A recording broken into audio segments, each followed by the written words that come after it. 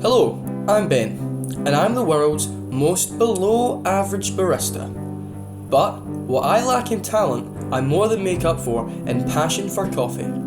I quickly became addicted to learning about coffee in all its beautiful forms and methods. Living here in Christchurch, a city that runs on coffee, I wanted to find out more about our coffee culture and learn about the communities and relationships within our coffee scene here.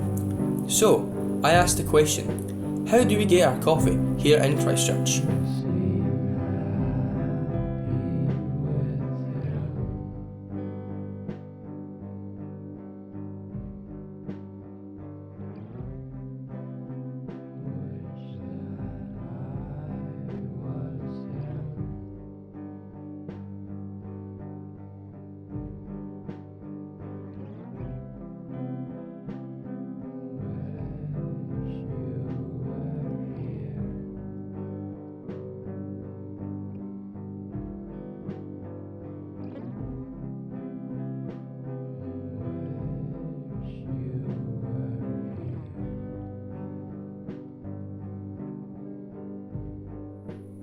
Finding great quality coffee isn't that hard in Christchurch. Our city centre is packed with neat little cafes throughout.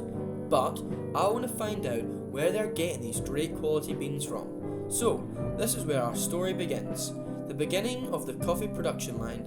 I went and visited Nikolai at Opal Coffee to learn more about the green bean side of things. Let's get started. Good to see you again. Good to see you. So, we're here at the Opal Coffee headquarters in Christchurch. Where does Opal Coffee, what is it, and where does it fit into the coffee production line? So Opal Coffee is a green bean importer. We source raw product from various farms and producers around the world, different origins, and our job is to bring in these coffees and make them available to the market. So then we supply them to roasteries like Embassy, local ones like Embassy, C4, Switch, and supply them. So I guess you look at us as kind of like the wholesale or the supermarket for the coffee industry. Yeah. And so we bring in raw product. How do you build those relationships, and then with that, what are the struggles with it? So building relationships comes down to, I think, time on the ground. So our director, who's based over in LA, he has forged over the years many relationships with many of these farms. So a good quarter of the year he's out visiting origins. So he'll go to Honduras, he goes to Costa Rica. He must have some crazy airtime. I'm seeing Ethiopia, China, Costa Rica. Yeah. So he just, I guess, word of mouth, he identifies a couple of people that he would like to visit, or looks at different farms, looks at the quality of what they're producing and if that's a right fit for our business. Yeah. And then, he'll go in there, he'll talk to the producers, the farmers, and then just make decisions. And obviously, taste and flavor profile is a big thing as well. So he'll do what's called cupping, where they do a lot of quality control and sampling of the coffees. And if he likes the product that they're producing, then we'll bring them on board and try and work with them. And I mean, we met up a while ago, and you said the struggles that's around, because it's kind of third world countries that are growing these. Far away, yeah. Yeah, so struggles, the economies, I guess, like working on the markets, things getting like expenditure with costs. So you've got Colombia, for example, last week, the government put a tax and they increased on diesel.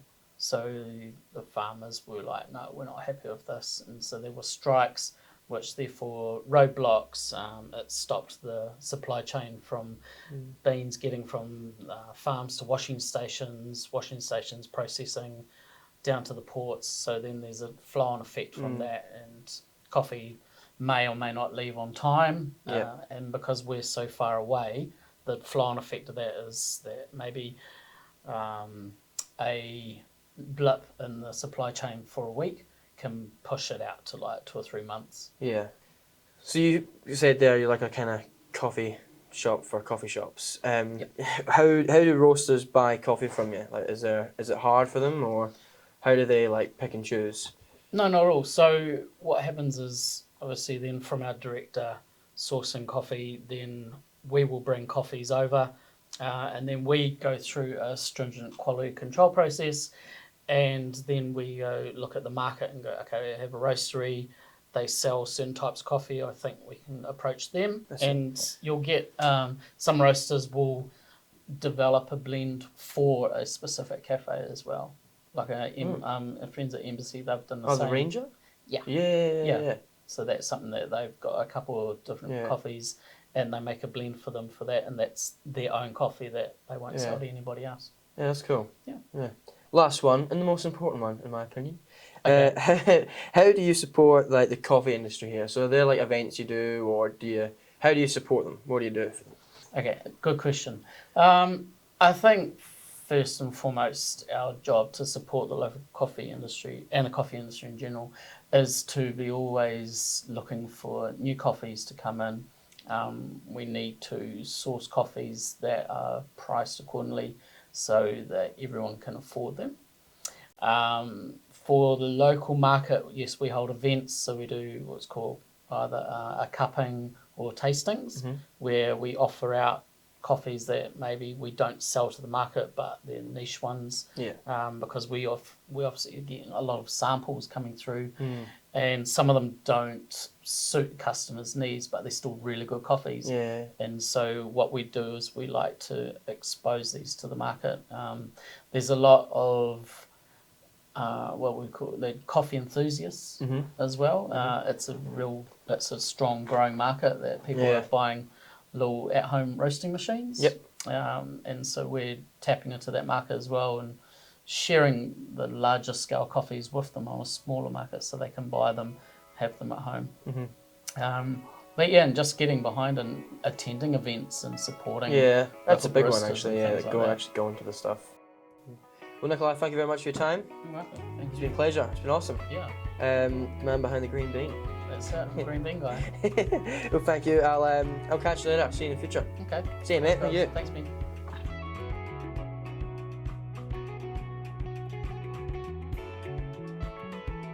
To learn more about the cafe scene and the culture around coffee, I spoke to Ed Tanner. This guy is my old boss. We used to work together at the busiest cafe in the South Island. Oh yeah? To Ben. Yeah. I sort of put it like a balaclava on like those kids these days. Drug dealers. Yeah. While working together, we had some laughs, but most importantly, this is the guy that introduced me to good coffee. For my 21st birthday, he bought me an AeroPress. He also sent me to Supreme, where Nate taught me how to make coffee. There. He's also done it all. A barista in Melbourne, plus owning and managing his own cafes and roasteries.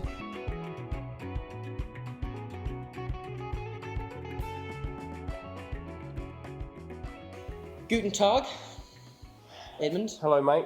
How are you? I'm good. How are you? Good. Where are we this afternoon? We're at the soon-to-be opened London Canteen. London Canteen, is that the name of it? Yeah. Ah. Yeah. Didn't you know that? No, Oh, there you go. Yeah, London Canteen. I thought it was just there you go. Oderings Cafe. Nope. No, London Okay. Canteen at Oderings. Leave the Why Oderings is it part called London? out. Well, Julie and Simon, the chefs, have both had lots of experience working in restaurants and spots in London, so I thought we'd bring a bit of an element of that in here.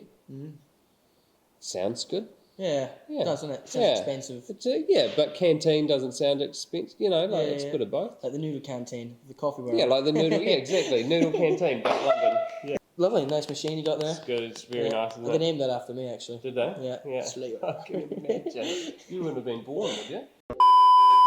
How did you find yourself working in the coffee industry all those years ago? Many moons ago.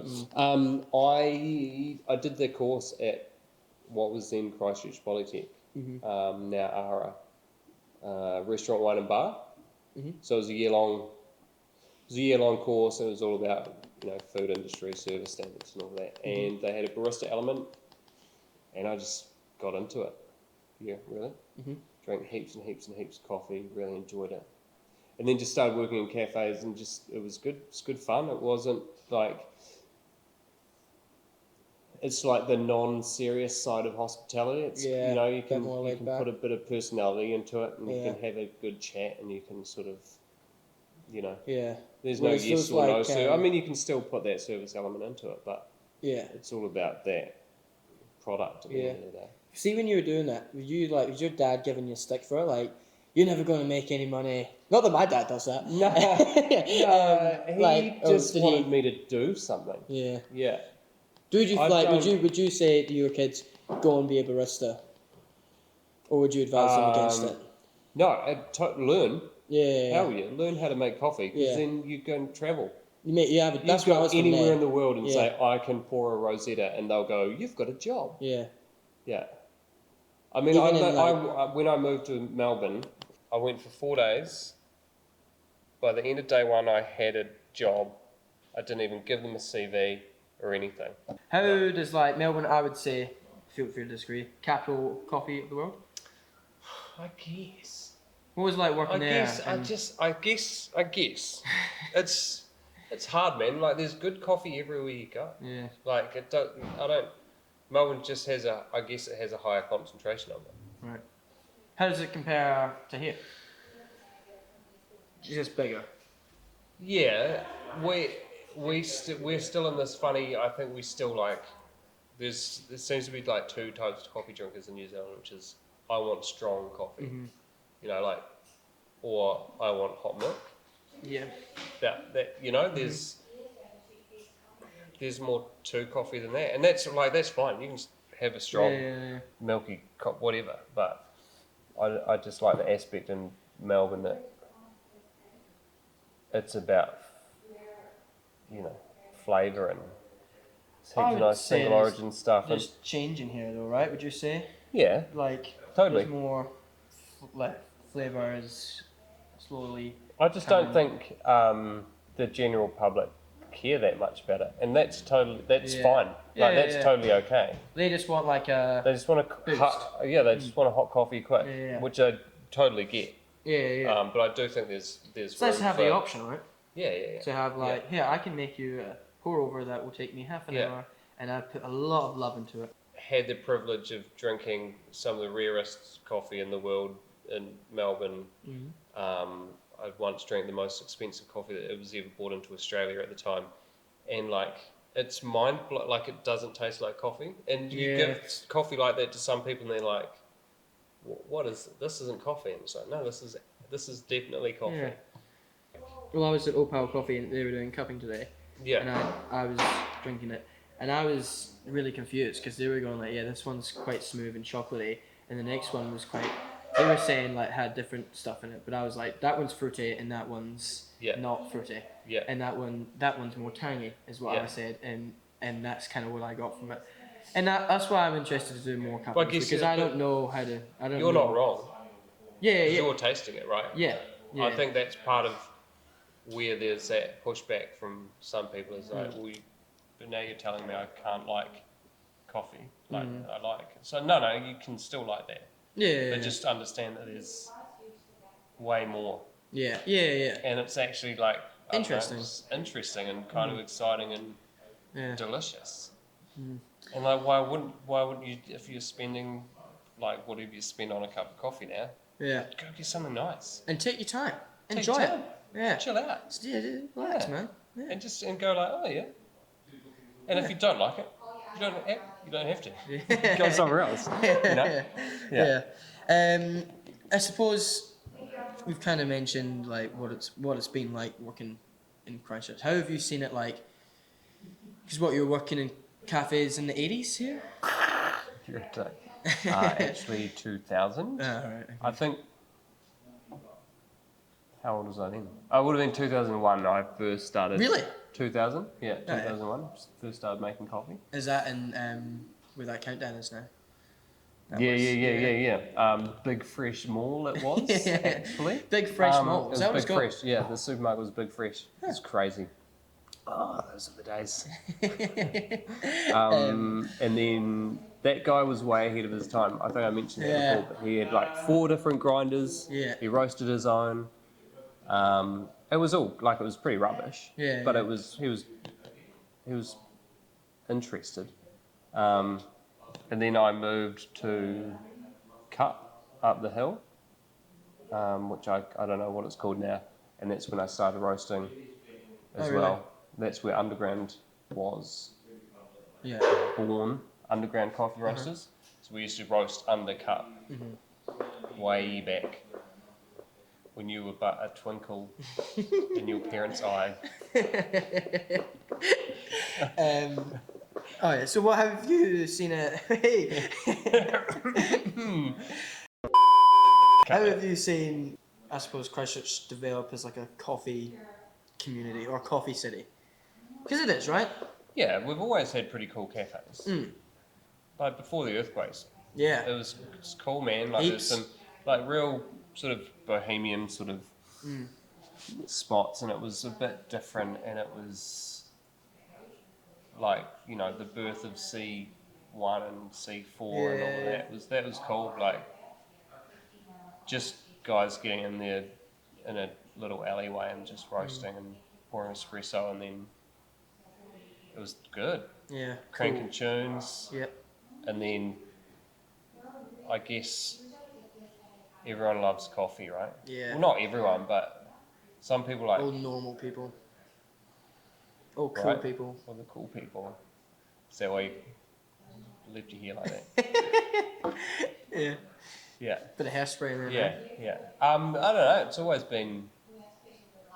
always had a cafe scene, you know. Yeah, and it's always I been good. guess it's been because it's quite like a nice central city, like condensed. Everything's within reach. There's always been a sort of room for it. Are you? We spoke before, and you said there's not many people like you, Eduardo, Sugar. What Yeah. are you trying to? It doesn't feel do? like there is. What are you trying to like bring to the table, or change, or do? Real loaded question, eh? I guess I said that because like hospitality in general is like really transient. Like people don't work in it for long in general, especially I guess especially in this country. Like we have like lots of internationals come through and they want to make coffee because people want to learn how to make New Zealand coffee, and there's not like there's a handful of people that have been doing it for years. Steve from Supreme, like I met him 21 years ago, Oh really? starting out. Yeah. He's a good guy. You know, Sugar at Embassy, same deal. You know, like there's not heaps of people still doing it because everyone goes, oh well, the money's rubbish. Yeah. It kind of was. I think it's getting better. If you do your own place, right? Yeah, no, even if you're good, but you have to be good. I Yeah. think that's part of the problem these days is there's this seems to be a lack of urgency with baristas. They're too worried about like how everything is and how it's like, just get that person the coffee I first. remember we were like peak summer. You put me on milk, Alex. I shouldn't have been there. And I nearly cried that day. Like I was, Yeah, I was like trying to do my love hearts, Yeah. and you're like, just put the coffee in the cup, and I was oh. I don't think I said it like that. I think You I would've definitely said it I think a lot I would've worse. said, just get the milk in the cup, man. A lot worse yeah. and a lot more swear words. No swears. No swears. Yeah. I promise, no swears. That was horrible. But Yeah. But it's different. I don't. Yeah. High volume. Not no one, but high volume's hard. yeah, that's know? probably where I crumble.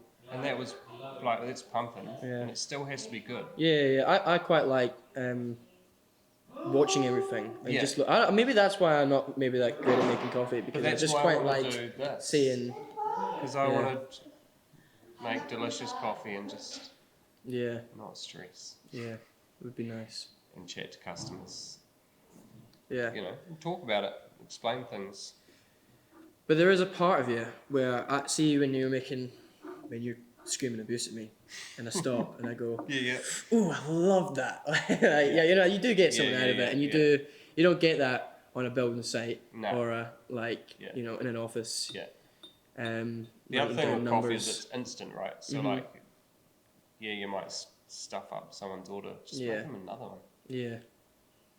Like, and what it takes a minute. Yeah.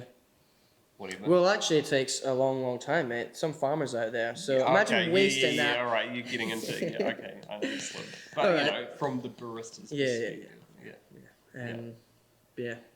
Hey, man. Thank you very much. Love talking to you. Been a do pleasure. this. We should 100% do this more often. We'll do a podcast. We should actually. No, let's not do a podcast. We shouldn't actually. That'd be a horrible idea. We should do one under a tree. We should I'll not put it do on one. We should not autofocus. do one on the tree. Gracias, senor. Thank you. I hope it goes well. Next, I headed to the city centre to chat with Sugar from Embassy Coffee. This was the first place that blew my mind when it came to quality coffee. I got there just as they were roasting their coffee. If only we could have made this 4D, the smell was delicious. Here's Christchurch's very own ambassador for high quality coffee, the Sugar Man. Yep. Sugar, Yep. how you doing? Been good. Nice to see you. Nice to see you. What have we got here? It's a natural Guatemalan. We're this will be one of our new release coffee. You can't buy it yet, but hopefully, yeah, First to try it. yeah, hopefully in a couple of weeks' time. Oh, cool. Perfect. So we just want to talk about, we're here, you landed along Flat Way. Mm-hmm. We're learning about the community, the people that are working in coffee around here in Christchurch. Yep. You're one of the big names, the Yeah, thank you. embassy, some of the best coffee in Christchurch. How do you think you get to having such a big name like Embassy, and why is it successful here in Christchurch? Yeah, right. So I wouldn't say we're super big name or popular, but if there's anything that that capture people's eyes, I think our the community and people who we work with do a great job on it. So I'll just go through a little bit of our history. Mm-hmm. So Embassy has been around, say, about 10 years. We just had our 10 years anniversary party. You can see some merchandise at the back. Before that, it all started with my first coffee shop. It's called Lumes, Lumes. Started the shop in 2009 back on Lisbon Street. So if you keep walking down further that way, and you'll reach The building's still there? No, it's been demolished after the earthquake. So So, it's a little bit sad, but it's fun. Funny enough, James, who is my head roaster right now, he also worked at that shop. Back in 2010, and he went away after the earthquake because I had no shop. He came back about 2 or 3 years ago and started roasting for me. yeah. So that's James, our roaster at the back. In 2009, we started the cafe. It's only probably been about a year and a half, as we were getting a bit more comfortable of, our regular customer coming in, and we're seeing a better result because, it's always hard to start a new business, building your regular clientele. And then the earthquake happened. First, it was the September one, and then the February one definitely just knock out everything. Yeah. We for about 18 months, I was dealing with insurance, and I worked in 4 different cafes at that time during that period. Just learn heaps of experience, and just that's when I get to know a lot more other cafes around Christchurch. And we started Looms 2.0 back here in 2012. About 2014, we started the Embassy brand. So it was Looms Cafe and Embassy Coffee Roasters. Heading onwards, the roastery, when guys get into hospitality, there's always 2 pathways. If you enjoy food and a lot of people, I think you're probably growing in the cafe bigger. Mm-hmm. But I'm the later one, so I'm probably more interested in the coffee, this topic itself. So I got into the beverage. So I wanted to become a better barista, and then later on, you feel I want to know more about coffee, and that's when we decided roasting is what we want to do. And so about that kept on for a few more years, like the Looms Cafe and Coffee Embassy. But we just found managing two businesses under such a small premises is it's not really viable. Yeah. So we just decided let's just like keep the Embassy brand, and so we take away the Looms Cafe. So now it's just Coffee Embassy, and it's espresso bar. We just recently changed the name of the espresso bar to Embassy Cellar Door. Yeah. So it's kind of more like a unique experience where you can get some interesting coffees. Everything that we try to serve in here should be, at a higher standard than we were before. Yeah. So we're using better chocolate, using the A2 milk, like to showcase a lot of more local companies and also a better quality product. Codes. Yeah, local cows. Yeah, that's it. Yeah. Cellar, I always thought the cellar door was what you called it with the loops, because I knew there's something else before, right? And I always thought the cellar door. Where'd you get the cellar door from? Just Salvador, I think it's just a name that we thought, like it's like coffee and wine industry, and they intertwine a lot of like similar jargons. So the flavoring well. Like so in wines, you're also tasting the fruit and like other aroma of the wine. So same in coffee. So Celador is kind of take on the winery sort of approach on what would be like a good year. So we started freezing some of the little coffee tubes. Oh yeah. So like 20 grams at a time. So there's a little wee coffee menu. Yeah. So it's like some coffee that we call the rare interesting. Mm-hmm. So we always keep some on the side.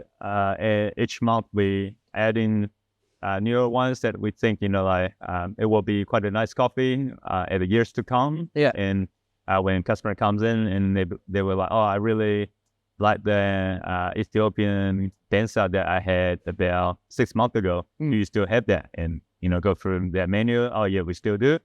But they are all limited left, so we wouldn't have like say unlimited of like serves. Some of them maybe if you're lucky, maybe like five drinks. Yeah, and that when it's gone, it's gone. Yeah. It's kind of like the cellar door approach. Yeah, and just everything we try to just up the standard a little bit. When you think about espresso bar, you're just thinking about fast coffee. Like that name's been kind of dragged with it. Yeah. So it's still a very cool word. Like it's still relate to people that come in and out espresso.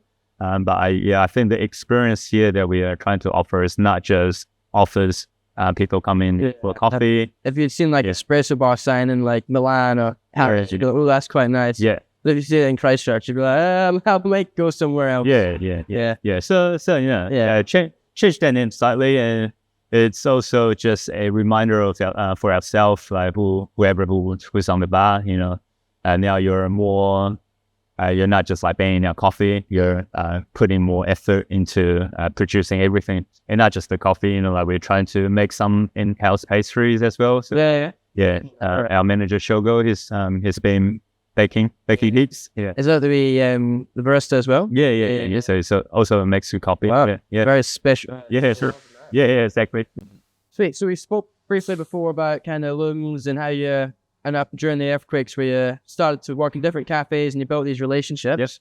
Is there many events, and how do you start building these relationships for different people? I guess we both established that as baristas and cafe owners, like we all really busy and spent a lot of time in our own cafes. It is really hard for us to build relationship outside our own coffee shops. So I guess, I was quite fortunate during the earthquake. I was working at a few different cafes and made those relationships. Nowadays, like those guys that I worked with, like they're still in the industry. I think one thing that probably draws more people in is definitely having those like after work events. Like we did one of the first latte throwdowns in Christchurch. That was a crazy turnout. I think it was at this premises here, Looms 2.0 at the time. I think we fitted probably about 50, 60 people in here. Oh, really? Yeah. For a latte art competition. Yeah, latte art competition. So you usually you get however competitors, like I think we try to keep it around 16. Otherwise the event will be 5 hours long rather than 2 hours. Yeah. Yeah, and then so they go through a few different rounds, and at the end, we'll get a winner, and usually there's some prize attached to it. But it's just quite cool, even people who didn't compete but they're interested to come watch and participate. They make relationships. Yeah. Eduardo at Sala, so I remember him standing quite far away from the counter, from the machine, but he then made a few friends during the event. Yeah, and that's beautiful. And now like he's one of my best friends. Yeah. We catch up when we can. Oftentimes it's not in the coffee shop because he's too busy. Yeah. And I'm just like in and out, dropping some coffee to him. But it's definitely opened up a lot of windows. And I wish we can do that a bit more. Yes. Yeah, it is. Like, I suppose in a way you need to get a little bit creative with the events you can do, right? Like, if you want to have like frequently events, like you need to spice things up. Like obviously we want it to be coffee related because we're a coffee company. Like I've seen a few others like they just like try to do a barbecue. But and people might think I can just go to barbecue anywhere. Yeah. It's not interesting to me. I'm not going to learn anything about coffee or running my coffee shop. Yeah. So we did another one called Barista, like Beat the Rush. Yeah. So it's kind of like a situation that you make a team with like 2 people. You throw them 10 different drinks and see how fast they can execute those drinks. Right. And how good the quality is. So there'll still be judges to look at, like the tidiness of the bench, the speed, and also like the execution of, say, some latte art. It doesn't have to be, the latte throwdown type of artistry, but, because speed is also quite important. Yeah. But for cafe owners, that's kind of a cool way to watch how other baristas work. Okay? And then they can go back to their own cafe and say, actually, my grinder setup is on the wrong side of the cafe. Like the flow wasn't good.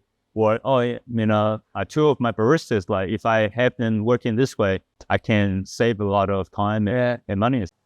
Well, Sugar, thank you very much. Thank you. Thank you for coming. Pleasure. It's been awesome. You're such a cool guy. You're doing such an amazing job with MC Silador and just high quality coffee here in Christchurch. Thank you. We need it. Yeah. So you're doing an amazing job. Thank you very much for all the contacts and no problem. the hope all the best for this entry thing. Yeah. Put it there. I'll see you in the future. All right. Thank you. Cheers. Cheers. Hi, I'm Eduardo, and this is my story and how Sala Coffee was born. After learning about the different places Embassy distribute their coffee to, I contacted Eduardo of Sala Coffee in Wigram. I wanted to know the story behind one of Christchurch's most talented baristas. So I'm originally from Brazil. Sala in Portuguese means living room. The idea behind it, the story behind it, all started when I was a little kid, 12 years old. My mom and her best friend, they used to own a salon where mom was pedicure and manicure and her best friend was the hairdresser. They would ask me to pop into the kitchen and make some coffee to bring to the clients.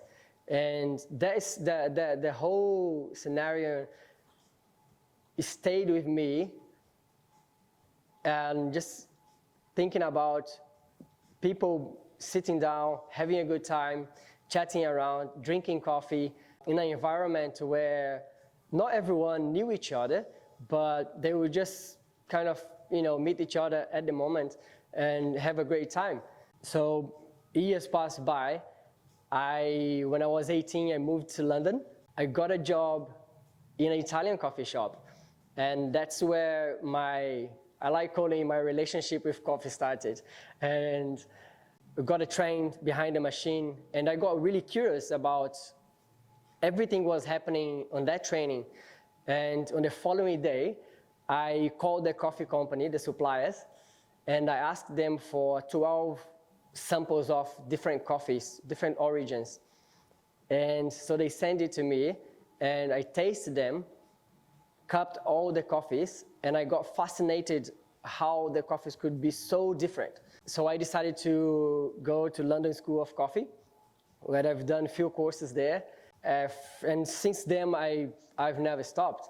I got passionate about what coffee could be, how complex it was, but in the back of my mind, always had the idea back in the days, seeing my mom and her best friends working, and I was making coffee for everyone in the room.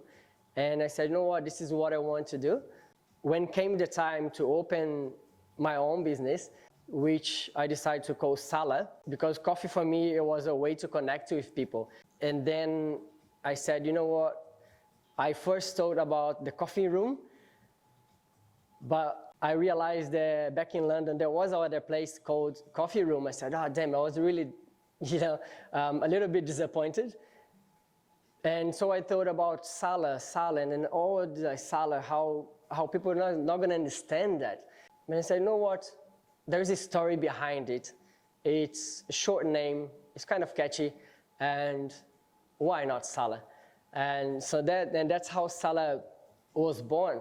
Opened our store in London in 2019, and it was, a 2 meter square kind of shop where I had just the machine and sharing space with a wine bar in the heart of London, and it was an incredible experience that time. Sadly, we shut down because of COVID. And that's when we decided to make a move to New Zealand. I decided not to get rid of my equipment or anything. And then we chuck everything in a container and decide, you know what, whatever comes next, Sala is not stopping here. We're gonna carry on doing that. I moved to New Zealand in 2021 with the joy of moving countries and setting up everything in life again, starting from zero. I started looking for people who was in the coffee industry. And the first person that I met was David, and that's how David and we met. I approached him and I said, look, I just came from London, want to set up my business again, and I don't know many people, and how could we work together? Since that moment, to be honest, it was a really nice conversation that we had, and I had that sense where I felt his values, it was really lined up with the values that I care in life, in business as well. And I said, I love to be part of what he is already doing, and then he's doing great. I thought to myself. And then we were still looking for a space. And then when we finally found the space that we are now, I contacted David again. I said, I think that's the moment to start and kick off. And David, he was the guy who supported me in every single thing. Gave me devices in how to set up the business in New Zealand, helping us out with all the details, other supplies as well, not just the coffee side of it, but everything else. And with always a good heart and a smile in his face, we became good friends, from there on until today, we are good mates. The University of Canterbury has their very own coffee club. I headed along to meet the founder, Josh. When we went to Canada, we went to Tim Hortons. Yeah. And my dad had the coffee there. He said it was the first coffee he's had. What? Joshua, thank you very much for having me. No worries. I'm happy to be here. Sat in this really comfy seat. I just sat in on my first ever coffee social club event. Right, that was good fun. Yeah, no, it's not only, it's not what I thought it was going to be. I thought it was going to be a bunch of nerds just like, yeah, that's coffee. Yeah. It was really cool. It was just a way to talk about other things. Yeah, just like chill out and coffee. Yeah, enjoy it. So, I want to learn about how you kind of, wait for that, or cyclists. I wanted to learn about how you started Coffee Sock and how, what the idea was behind it. Yeah, sure. So I kind of got quite into coffee in my first year of university. From that, I discovered this world's really big and I'm really enjoying it. And I want to find more people like myself out there and there really wasn't a good way to do it. With university here at University of Canterbury, there's quite a strong club scene here. It's probably nothing that I want, so I should be that person that can step up and create that community. So I take off the other way for like myself who just like coffee is nothing fancy about it. Yeah, so you've been doing that for what, 3 years? 3 years. Has it been that same group of lads, or has it changed? We've had a lot of people come in and out. Yeah. Yeah, every year is different. Yeah. That's it. Right. It was cool to see. Oh, I think you use every week that kind of core. Yeah. Oh, that was cool. So you have you're a UC student and studying engineering. Yes. And you have the barista champs coming up in 2 weeks, 2 Mondays. 2 Mondays. So you're nervous. Yeah, it's all. Yeah, I think you're a bit nervous to get in there, but looking forward to it. So how do you get introduced to like barista champs? So how do you go? I'm good enough to be a barista champion, and I'm good at acting. How do you get to that point? So through Coffee Stock, I discovered the New Zealand Specialty Coffee Association, and I kind of got introduced to the whole championship ideas with the New Zealand Cup Cases Championship. I volunteered for that because it's in Auckland. I haven't been there, but I'll give it a go and see what it's about. Because you're originally from Tonga. Yes, yeah. They kind of opened me up to this wider world of coffee competitions. Yeah. So from there, I volunteered at Barista Champs and the following Cup Cases Latte Art Champ. Yeah. And I met a lot of very, very kind people through that. Yeah. They're all nice. They're all good. Everyone I've bumped into has been an old legend. Yes, absolutely. Yeah. And it's because of them that they say, hey, gosh, you're doing a lot for the community, you want to give back. So they're the ones who actually give me the opportunity to compete and to express myself in this other aspect of coffee. Have you found much success in the University Championship before? Absolutely. I competed in the regional Christchurch Fruit Champ this year, 2024. That was in March. At C4 Coffee, and I came runner-up in the whole event. It's quite impressive of what to come from knowing nothing about expressive preparation or making coffee at all other than my own interests in filter coffee. And to kind of take it through all the way to second place. So we know if I don't other competing baristas. And at 22, 21? 22, that's young. A lot of people in the coffee industry are not being offensive, but they're older males, right? It's, I think about that as the new generation. Coffee coming through. So well done. Thank you. Hopefully you can go on better. Yes, we'll see how the barista champion is it he or she? She is going up to Wellington? Yes, she'll be there as well. So it's also because of her I do get to compete there as well. So I'm very grateful. In the end, champs isn't about who wins. It's really more about celebrating coffee, celebrating community. No, totally. So I think you are a big part of this coffee community. You run the social club here. You work at Sala. They do lots of the different events and stuff. And you mentioned before, your glasses, you're recognisable in this coffee industry or community, as you say. So what do you do within that community? Obviously, you do the barista championships and clubs. Is there much else you do, or what else do you do in the community? Yeah, so I say people would know me most of just being at everything there I can possibly be at. As mentioned before, I volunteered in the New Zealand Cup Days to Latte Art and Barista Champs, so all three of the big ones here in New Zealand. Where I can as well in Christchurch, I'm trying to attend or help out at all the events out here in that Cup Days or Throwdown. We ever helped out in Throwdowns in Auckland whenever I did sometimes. But when I interviewed Nikolai from Sala Coffee, I was like, what is going on in the community? And he said it's just actually going to the things is actually important. And just being there and it boosts it. It's the point. More numbers stuff, the more the merrier.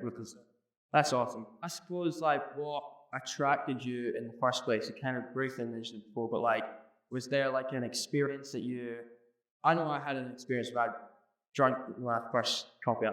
I filled the coffee. That is cool. There's so much more to it. Do you remember that kind of? Do you have an experience that opened up this coffee world to you, or do you remember? And so like, I found like for me, wasn't necessarily about like, oh, this cup I got to have. I mean, I've had some fantastic cup of coffee before. Yeah.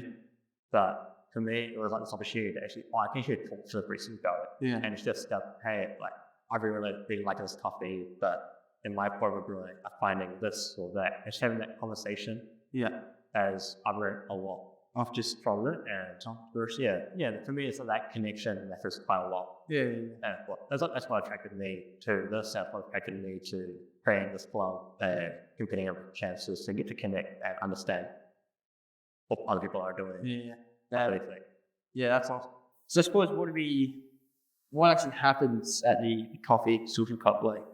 Yeah.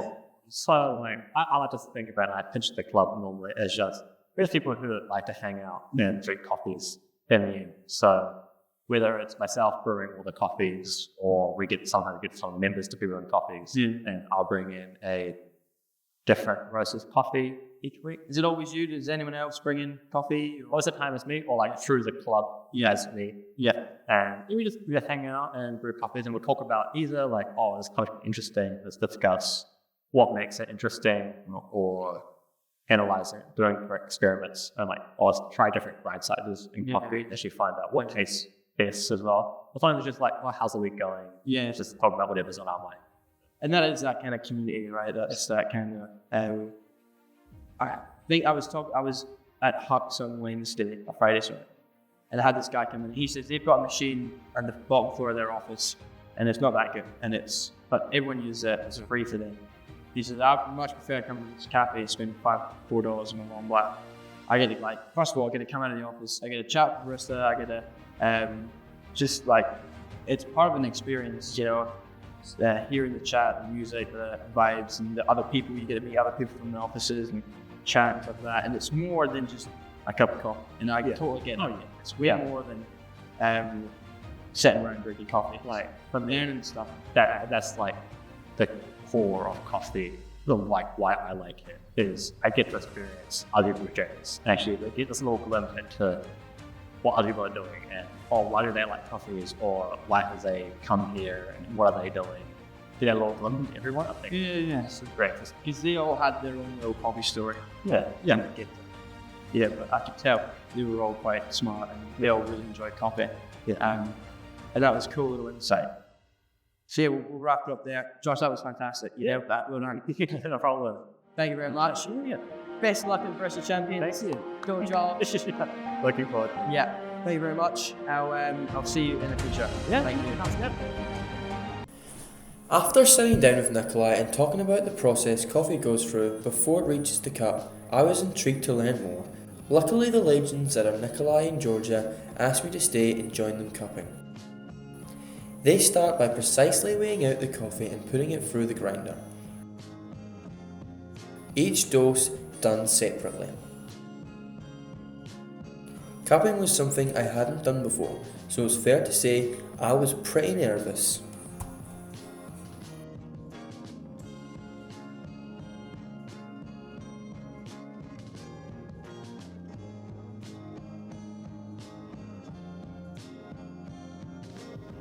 So yeah, just pick up the glass and you can agitate the glass with just give it a shake if you like. This is the dry aroma. Right. So what am I trying to smell here? What are the flavour notes? You're just smelling the coffee itself and just taking note of how it smells. So That's the same, right? Yeah, those are both the same. So this is the coffee that we have in stock at the moment. And this one is our pre-shipment sample. So it's one that we've already committed to, and this is a representation of a coffee that's coming in the container.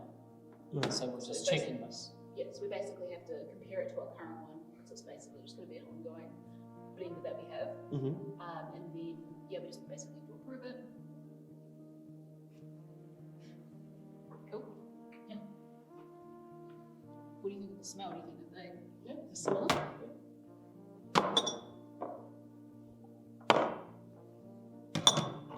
So when How come you smell the same ones? Consistency. Oh, right. Yeah. So you. I felt stupid for smelling the same thing. No. It's just like you're supposed to have probably 2 or 3 cups just for consistency. Oh, right. Just to make sure that it is cupping consistent. Because often you can kind of get like 1 cup that's tasting different.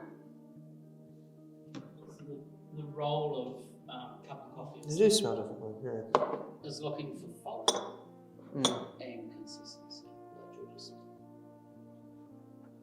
And you'll see when she pours the coffee, you'll see how the grounds rise up. Yep. So we'll leave that for about 4 minutes. And then we can break.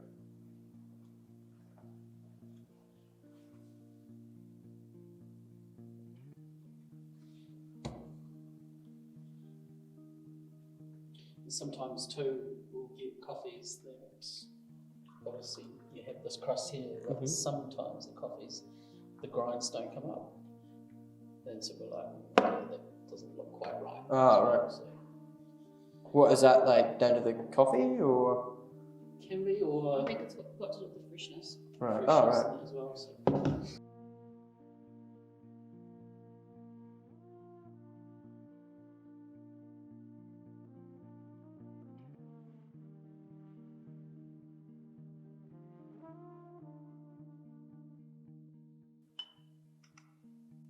So you notice that she's just breaking the top of it. You don't want to disrupt it too much. Right. So what they'll do is Are you smelling it as well? Yeah. Right. and then what happens is those grounds will then just slowly settle, and now what she does, she dips the spoons and then takes the raft off the top. And look, so if you want to look at the cup, you'll see how much is on there for a start, and then you sort of set behind. It just tightens the cups. Right, it's all settled now.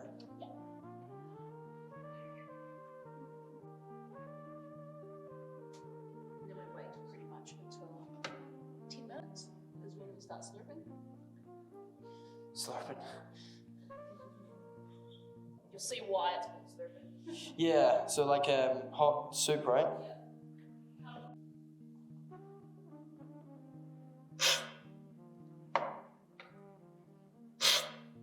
Right, so watch with Georgia. She just takes a little bit off the top. Just suck it in. Oh, you go first. Okay. I don't get to see all that, sorry. Okay. So just take a bit.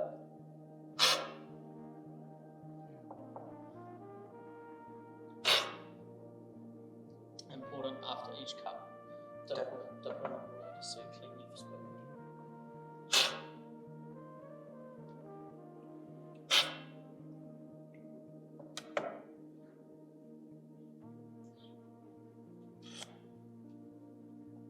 So it's going to be quicker than that, right?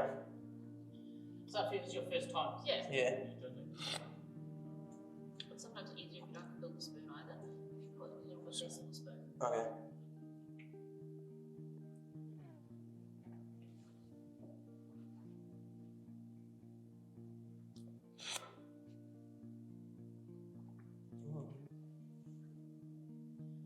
Sure. So tomorrow's good. I just said, yeah, happy to proceed with us.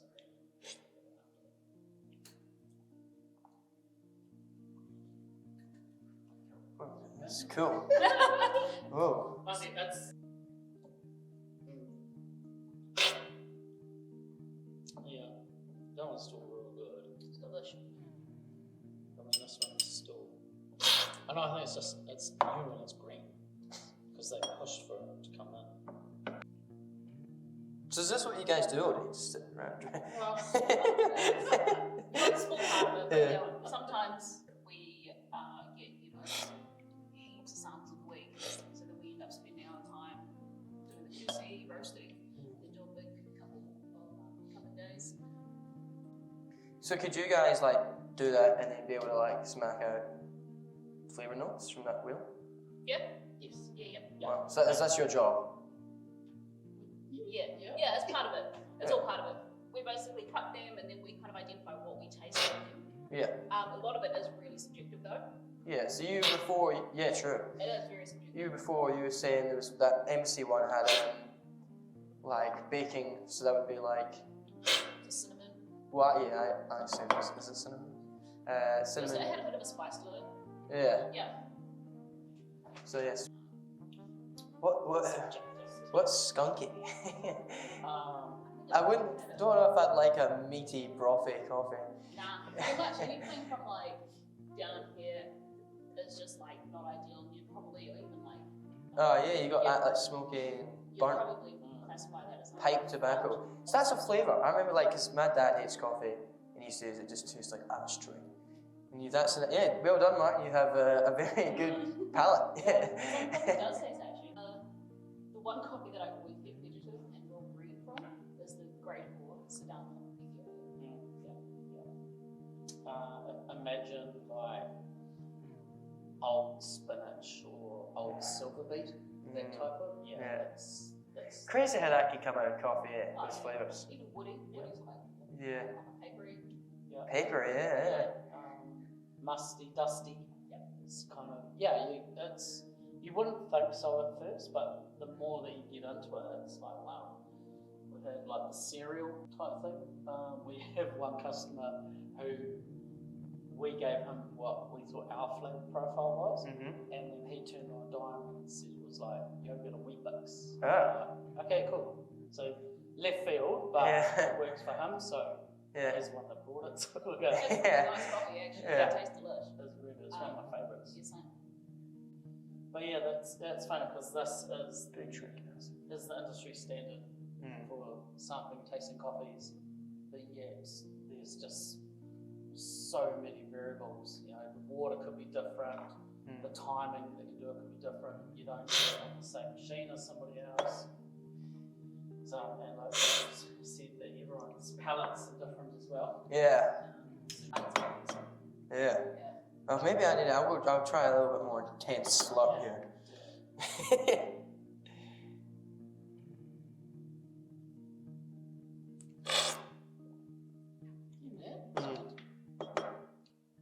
Yeah, I do get more flavours that way actually. Yeah. I see what you mean. Yeah. Okay. I nearly choked on it though. We've got a couple of men in a couple of weeks at Black Betty's. Oh really? Oh, do they do that kind of stuff? No, but we're doing it with Switch. Oh right. So Yeah. Oh, is that like actual for the people who come here? yeah, it's great. Well, that brings us to the end of our journey. I have spoken to some really talented people and I'm very fortunate enough to have the opportunity to get involved with them. Try some beautiful coffee and hang out with some legends. This story couldn't have happened if there was no culture or community here. So, a massive thanks to Ed, Sugar, Eduardo, Nikolai, Josh, and of course, the people of Christchurch. Thank you very much. And I will see you in the future. Ka kite.